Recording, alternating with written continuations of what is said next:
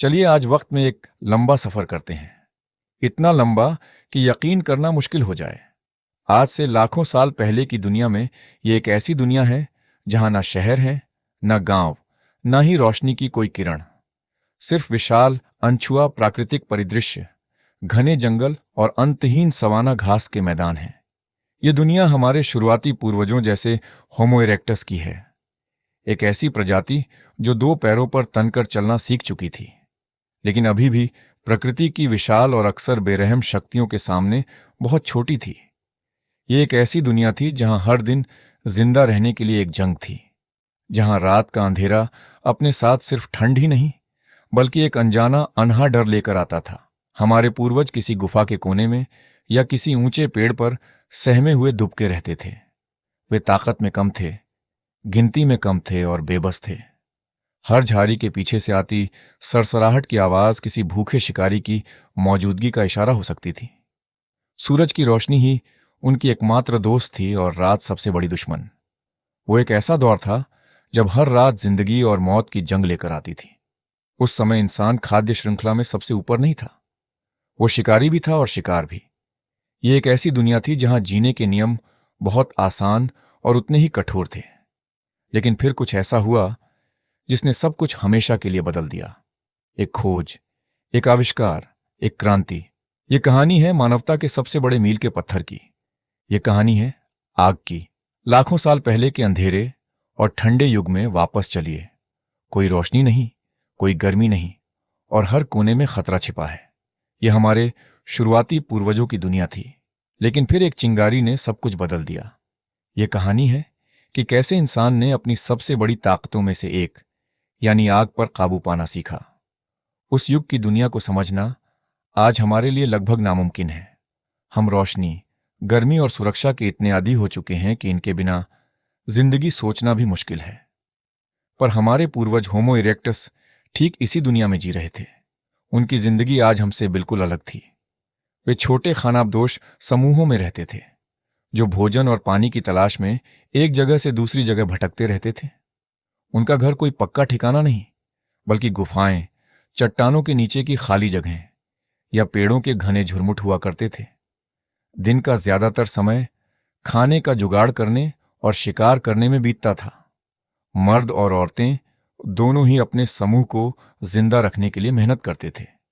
वे मरे हुए जानवरों के अवशेषों से मांस खुरचते, जंगली फल, कंदमूल और कीड़े मकोड़े इकट्ठा करते। उनके औजार पत्थर के बने होते थे, जिन्हें वे बड़ी मेहनत से दूसरे पत्थरों पर पटक पटक कर तेज धार देते थे।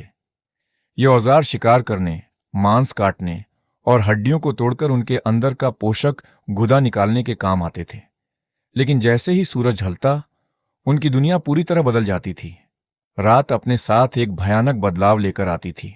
तापमान तेजी से गिरता और जो ठंड आज हमें बस थोड़ी परेशान करती है, वह उनके लिए जानलेवा हो सकती थी। उनके पास खुद को गर्म रखने के लिए जानवरों की खाल के सिवा और कुछ नहीं था। अंधेरा इतना घना होता था कि उसकी हम आज कल्पना भी नहीं कर सकते। इस अंधेरे में उनकी देखने की ताकत लगभग खत्म हो जाती थी, लेकिन उनके शिकारियों की सुनने और सूंघने की शक्ति अपने चरम पर होती थी। रात का समय ही वह वक्त था जब वे सबसे ज्यादा असुरक्षित होते थे। बड़ी दांतों वाली बिल्लियां, विशाल हाइना और दूसरे बड़े शिकारी जानवर रात के अंधेरे में ही शिकार के लिए निकलते थे। हमारे पूर्वजों के लिए हर रात मौत के साए में गुजरती थी। वे गुफाओं के मुहानों पर सहमे हुए दुबके रहते। हर आहट पर उनके दिल की धड़कनें तेज हो जाती। अंधेरा उनका सबसे बड़ा दुश्मन था, एक ऐसा दुश्मन जो हर रात लौट कर आता था। भोजन भी एक बड़ी चुनौती थी। कच्चा मांस चबाना और पचाना बहुत मुश्किल होता है। इसमें बहुत ज्यादा शारीरिक ऊर्जा खर्च होती थी। कच्चे मांस में मौजूद बैक्टीरिया और परजीवी अक्सर बीमारियों की वजह बनते थे, जिससे उनकी उम्र बहुत कम होती थी। उनके दांत और जबड़े आज के इंसानों से कहीं ज्यादा मजबूत थे, लेकिन फिर भी कठोर मांस और रेशेदार पौधों को चबाना एक थका देने वाला काम था। उनकी दुनिया भौगोलिक रूप से भी सीमित थी। आग के बिना वे केवल गर्म जलवायु में ही जिंदा रह सकते थे। ठंडे इलाके, बर्फीले पहाड़ और उत्तरी अक्षांश उनके लिए पूरी तरह से पहुंच से बाहर थे। ठंड एक अदृश्य दीवार की तरह थी जो उन्हें अफ्रीका और एशिया के गर्म हिस्सों तक ही सीमित रखती थी। वे एक ऐसी प्रजाति थे जिसमें असीम क्षमता थी, लेकिन उस क्षमता को बाहर लाने के लिए एक चिंगारी की जरूरत थी। वे नहीं जानते थे कि समाधान उनके चारों ओर मौजूद है, प्रकृति की सबसे विनाशकारी शक्तियों में से एक में छिपा हुआ है। उन्हें बस उसे देखना, समझना और फिर उसे काबू में करना सीखना था। लाखों सालों तक हमारे पूर्वजों ने आग को केवल एक ही रूप में जाना था, एक विनाशकारी, अप्रत्याशित और डरावनी ताकत के रूप में। उन्होंने इसे तब देखा था जब सूखे जंगलों पर आसमान से बिजली गिरती थी और पलक झपकते ही सब कुछ धू धू कर जल उठता था। उन्होंने इसे तब देखा था जब कोई ज्वालामुखी फटता था। इन मौकों पर उनकी एकमात्र प्रतिक्रिया होती थी डर। चलिए उस दृश्य की कल्पना करते हैं। कोमो इरेक्टस का एक छोटा समूह एक खुले मैदान से गुजर रहा है।